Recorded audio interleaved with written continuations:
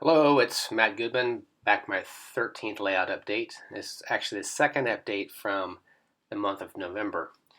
In this one, I am building a bypass that I've mentioned in previous videos that connects the section of the railroad that heads towards the second level, which is not yet built, and provides a connection back to the main level. So in essence, it turns the layout into an oval.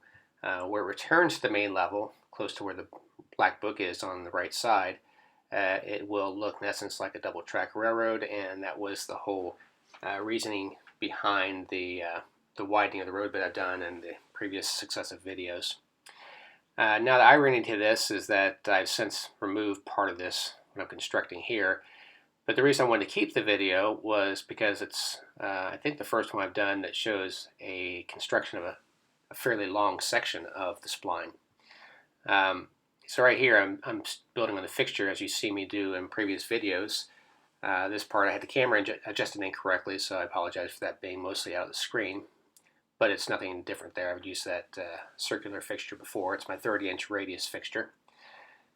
The difference being that when I show this long section here, which doesn't require any fixtures, one of the benefits to building with any kind of spline is that you can kind of form your curves on the fly because the spline material takes its own shape. It's just a very nice fluid way of constructing things.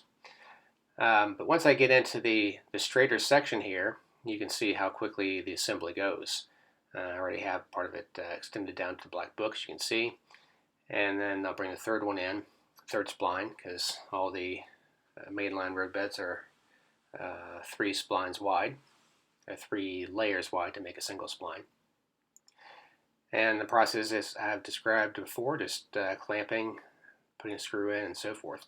Now here I'm just making sure that the curve looks good. I have no reverse curves, and now I'm checking the grade on the temporary roadbed I have set, or sorry, the temporary alignment I have. So I'm going to make some adjustments on the risers that are holding the roadbed in place, and once it's kind of in the ballpark, then I'll go ahead and continue the construction of the spline. So once it's clamped in place and everything looks good, I'm just kind of making some fine-tuned adjustments to the curvature. Then I'll just start putting the screws in. Now here I'm using, I believe they're 1 5/8" screws. The roadbed itself is only 1.5 inches wide, so that means the screws come out the back side. I started to use these longer screws because in tight places, and this is not one of them, but in tight places where you can't get to the back side of the spline, this makes sure that the entire roadbed has a screw solidly through it. I probably have done fine with 1.5-inch screws, but as it turned out, the store didn't have any 1.5 in the day I bought them. So just did one last check on the grade, make sure I'm kind of in the ballpark. And then we're going to finish it up. Just a couple more screws. Now these are going in from the back side because I don't have room to fasten from the inside. But since the screws are going all the way through, that gives me plenty of holding power. Well, that's it. Thanks for watching, and see you next time.